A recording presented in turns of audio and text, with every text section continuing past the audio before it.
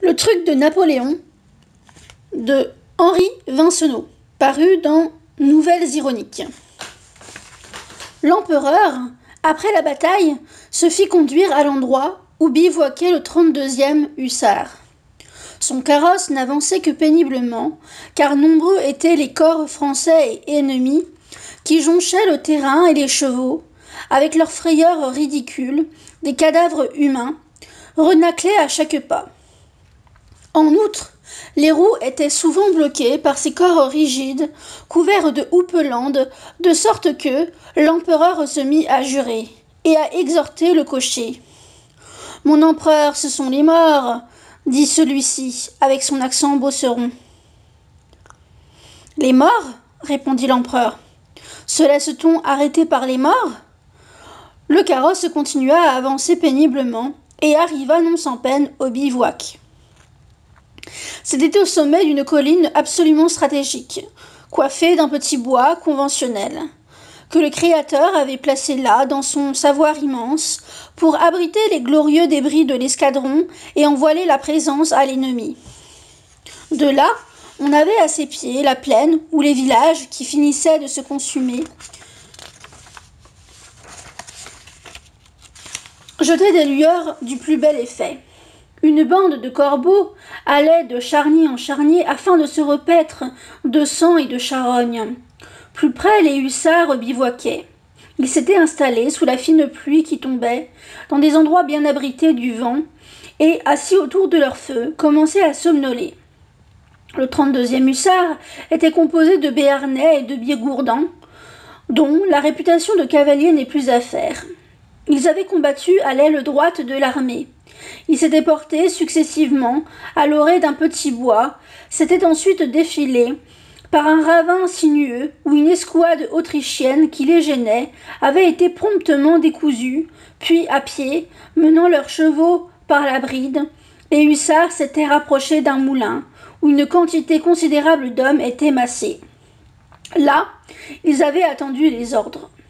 Après une heure d'attente, ils s'étaient mis en selle et s'étaient rendus au grand galop, en renfort derrière la garde, sérieusement engagée avec ces grands brutaux de Prussiens, mais leur intervention s'était bornée à paraître dans le secteur pour provoquer la débandade de ces lâches.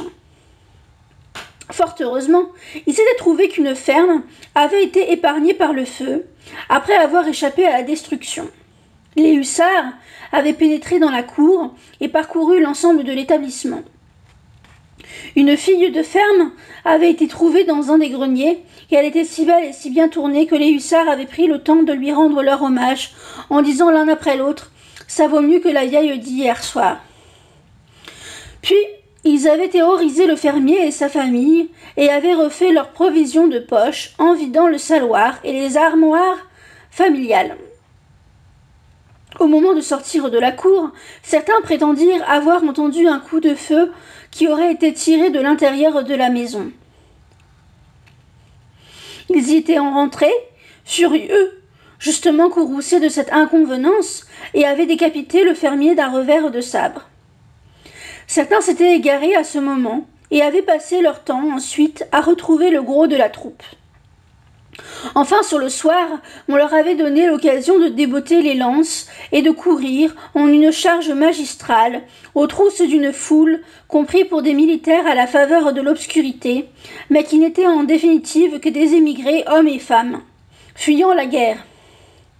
Ce ne fut qu'après en avoir tué une bonne trentaine qu'ils s'étaient aperçus de leur erreur. Ils s'avisèrent alors, pour effacer cette méprise, de charger furieusement un groupe compact de soldats silésiens qui leur permirent de faire preuve de leur talent de cavaliers et de sabreurs. En somme, cela avait été une bonne journée de soldats, de ces journées de rude vie militaire qui vous forment des hommes et vous trempent les âmes par le contact perpétuel du danger. L'empereur tenait à les féliciter en premier lieu, et plus chaudement d'abord, parce qu'ils avaient décidé du sort de la bataille par leur charge inopinée, autant qu'imprévue, par le commandement. Il savait aussi que les soldats n'ayant pas participé à la bataille ont encore plus besoin de la bonne parole pour apaiser les scrupules et donner l'espoir. Il descendit de voiture, fit cacher le carrosse derrière une haie, et les mains au dos, la tête dans les épaules, il s'avança l'air bougon, les bottes maculées, comme s'il avait pris la peine de venir à pied parmi cadavres et débris. Les hussards le virent, gris dans la brume, et se levèrent pour prendre un garde-à-vous impeccable. Ils étaient tous là, boueux et hirsutes, déjà prêts à geindre et à grogner, regrettant les revues devant le Louvre et les passementeries bleues. L'empereur passa devant eux, puis, arrivé près du feu du bivouac, s'arrêta lorsqu'il jugea que la lueur du foyer l'éclairait favorablement, et leur dit simplement « Bravo la Bigorre, bravo le Béarn.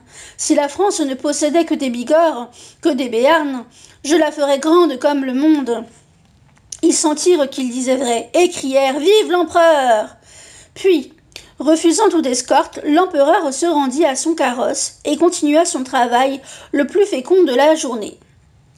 Lorsqu'il eut disparu, les hussards dirent « Il est venu à pied, tout seul, de son quartier général, pour nous dire cela. Comme il nous aime, quel homme !» Et l'un d'eux ajouta « Quel homme faut-il que nous soyons aussi ?» Le 6e régiment d'infanterie était installé pour passer la nuit sur le flanc d'une colline qui n'attendait que cela pour entrer dans l'histoire et y rester à jamais. Vallée bénie, où chaque buisson, chaque pierre, chaque brin d'herbe pouvait contempler ce spectacle fugitif, mais mémorable, d'une grande armée volant de succès en succès. À cet instant, les fantassins ne ressemblaient en rien à l'idée qu'on se fait du soldat vainqueur. Et nous nous en voudrions, en les dépeignant avec exactitude, de déflorer l'image idéale que les jeunes gens doivent s'en faire, si l'on veut conserver à l'infanterie le titre de reine des batailles, qui lui va comme un gant.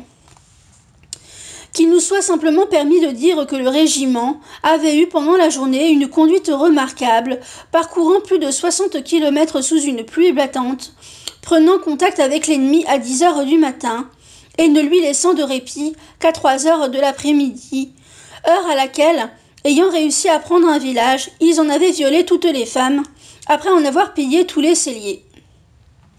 Comme on pense, la bonne humeur ne les avait pas quittés un seul instant, les incitant à dévêtir complètement le maire du village et à le promener ainsi dans les rues, sous la pluie froide. Cet homme, en effet, avait eu l'outrecuidance de protester contre la conduite, pourtant bien compréhensible, de ces hommes qui, après l'ardeur de la bataille, n'avaient cherché qu'à se distraire et à se désaltérer. Enfin, comme une certaine hostilité avait été manifestée contre le vainqueur, à l'issue de cette petite cérémonie, les soldats avaient mis le feu à plusieurs maisons. Pour terminer, ils avaient dû se porter rapidement à l'ouest du village, où un groupe de chasseurs avait eu maille à partir avec des Cosaques ou des Autrichiens, on ne savait au juste. Pour l'instant, ils étaient étendus dans la boue, après cette inoubliable journée, et tentaient de dormir, ivres de gloire et de bonne bière, sous la croupe onduleuse du coteau. C'est là que l'empereur dirigea ses pas. Il suivait un de ces petits chemins ridicules qui servent, en temps de paix, aux vils travaux des champs. On voyait que ce chemin ne s'était jamais douté qu'un jour, il aurait l'honneur de voir passer le petit caporal. Il était simple et conservait en ses ornières la marque des charrues. Lorsqu'ils virent l'empereur, debout parmi eux, aussi bon, aussi familier que s'il se fût trouvé à la malmaison en train de jouer à Colin-Maillard, ils se levèrent d'un bond et se mirent à hurler « Vive l'empereur !» Lui, calme et souriant, leur dit « Bourguignon !» C'était le régiment de la Bourgogne. « Bourguignon, vous voulez donc toute la gloire? Vous n'en laisserez donc pas aux autres? Savez-vous que les Picards, les Lorrains, les Angevins, les Franc-Comtois, les Gascons sont tous jaloux de vous ?» Puis, plus grave, « Ah, si je n'avais que des Bourguignons, quelle chevauchée, quelle gloire !» Et tous, frappés de la sincérité avec laquelle l'empereur parlait, ne purent s'empêcher de crier encore une fois « Vive l'empereur !» Les laissant à la joie virile qu'engendre la satisfaction du devoir accompli, l'empereur continua sa tournée.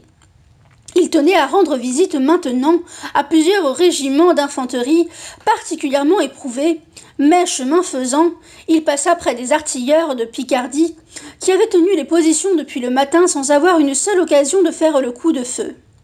Ils en avaient profité d'ailleurs pour visiter plusieurs villages des environs afin d'y faire des provisions. Au retour de ces reconnaissances, ils s'étaient mis à boire et à ripailler au pied de leurs pièces sous la pluie. Le mécontentement régnait. Le ravitaillement n'arrivait pas, plusieurs malades étaient morts. Faute de soins, et de nombreux cas de typhoïde s'étaient déclarés dans la journée. Par ailleurs, ils n'avaient pas touché de vêtements neufs depuis le début de la campagne, et, dame, on voyait la peau à travers les trous des uniformes. L'empereur passa. Il fit stopper le carrosse, entendit la rumeur, sourit étrangement et mit pied à terre. « Toujours les mêmes, les Picards, dit-il. Lorsqu'ils n'ont pas eu leur ration de gloire, on les entend grogner de loin. Mais n'aurez-vous donc pas la patience de rester une journée sans vous battre ? Est-ce du sang ou du feu que vos mères vous ont mis dans les veines ? Voulez-vous donc voir tous les jours la Picardie à l'honneur ? Oui, oui, nous le voulons, hurlèrent les hommes, enfin ramenés à de meilleurs sentiments. Patience, patience, reprit le petit tondu. Que diable il en faut pour tout le monde ? Puis il se retourna en grommelant assez fort pour être entendu. C'est Picard, c'est Picard. Et au capitaine qui l'accompagnait, capitaine, si je n'avais que des Picards. Il n'acheva pas car il venait de monter dans le carrosse et le cocher, accoutumé à ces sortes de voyages, enlevait ses chevaux au triple galop. Il rencontra des Poitevins, et bien qu'il n'eût pas prévu cette rencontre, fit stopper son attelage. Du haut du marchepied, il les arrêta pour leur dire « Je vous cherchais, Poitevins, mais peut-on vous trouver ? Avez-vous des jambes d'acier ? Bon Dieu, quel jarret ! On n'a vu que vous cet après-midi. » Partout où je regardais, mon œil se posait sur un Poitevin, en train d'éclipser tous les autres. Ça, si je n'avais que des gens comme vous, à quoi serviraient les réserves ? Il fut satisfait de son petit discours et écouta les clameurs qui l'accompagnaient sur le chemin du retour. Enfin, il s'était promis de terminer par sa vieille garde, massée auprès d'un boqueteau, non loin de son quartier général. Lorsqu'il arriva, ces vieux grenadiers étaient occupés à faire rôtir sur de grands feux des quartiers de bœufs et de vaches qu'ils avaient capturés dans les pâturages. Ils avaient bien droit à cette nourriture substantielle, car la journée avait été particulièrement rude pour eux. On les avait vus successivement attaquer le flanc droit de l'armée autrichienne, puis se porter au centre du combat, où leur arrivée avait mis en déroute le gros de l'ennemi. Ils avaient passé le reste de la journée, repliés derrière un mamelon, à attendre qu'on eût besoin d'eux, et fort heureusement il s'était trouvé que de beaux pâturages s'étendaient sur le revers du monticule. Assez peu confiants dans la ponctualité du service des approvisionnements, ils avaient préféré ne devoir leur subsistance qu'à eux-mêmes et avaient abattu une dizaine de bovins. Ils les avaient dépouillés tant bien que mal, et maintenant les meilleurs morceaux cuisaient sur les braises. Certains grenadiers, impatients de se repaître, mordaient de bel appétit dans des quartiers de viande crue. Tous étaient maculés de sang, ce qui ajoutait à leur grave bonhomie. L'empereur fut reçu par des hurlements de joie. Il leur dit simplement « Alors vous, toujours vous, rien que vous, mais laissez un peu les autres !» Ils comprirent tous, et ce fut du délire lorsqu'il reprit place dans son carrosse. Or, le hasard fit que dans la journée du lendemain, au cours des mouvements importants qui préparaient la victoire suivante, des Bourguignons cantonnassent près des Picards et non loin d'un groupe de Bigourdans et de Poitevins. Ils parlaient ensemble des événements passés et commencèrent à faire le récit de leur bonne fortune. L'un racontait comment il avait assommé un aubergiste avant de pénétrer dans la cave et procurer ainsi de bonne bière et de bon vin à ses camarades. Un autre disait de quelle façon il avait obtenu les faveurs d'une jeune soubrette. Un troisième avait rapporté plusieurs oies qui avaient fait les délices de l'escouade. Enfin, tous ensemble se remémoraient les incendies, destructions et pillages, et toutes ces choses qui constituent la guerre. On retrouvait là tous les accents du pays de France, et toutes les vertus bien françaises que l'homme pratique en rase campagne. Le malheur, ou plutôt le bonheur, voulut qu'insensiblement la conversation tombât sur la visite que l'empereur avait faite à tous. Sans les Picards, dit un Picard, le petit caporal eût été vaincu, ni plus ni moins. Sans les Picards qui n'ont rien fait, dit un Bourguignon. Voilà un foutu plaisantin. Où as-tu entendu cela ? C'est l'empereur qui nous l'a dit, répondit le Picard. L'empereur ? Tu rêves, c'est à nous qu'il l'a dit. Alors les bigourdans entrèrent dans la danse. « Ne voyez-vous pas ces gens foutre » cria l'un d'eux. « L'empereur est venu vers nous hier soir, et il a dit de sa propre bouche qu'avec nous il irait au bout du monde. » « Saperlipopette » hurla un grenadier qui passait. « Entendez-vous ces blancs-becs ? Hier soir c'est à la garde qu'ils disaient cela. » Des coups furent échangés, puis ce fut une mêlée générale où chacun voulait prouver la supériorité de son sang, de sa race, de son poil, que sais-je. Lorsqu'ils se furent rebattus tout à leur aise, ils constatèrent que cette mêlée ne prouvait pas grand-chose et se donnèrent rendez-vous sur le champ de bataille pour confronter leur ardeur et mesurer leur courage. Un historien sérieux n'eût pas manqué de tirer de cette conclusion la leçon qui s'imposait, à savoir que la Gaule unie peut défier l'univers, ou bien que le soldat français est le meilleur soldat du monde, ou encore que l'union fait la force. La pluie tombait. Les victimes de cette courte bagarre gisaient dans la boue, parmi les quartiers de venaison de la veille, les fûts volés dans les caves étaient défoncés, et le vin s'écoulait à profusion dans les larges ornières du chemin. Dans le coin en haut et à droite, à l'emplacement réservé habituellement aux timbres-poste ou aux apparitions, la fatalité ricanait de tout son cœur.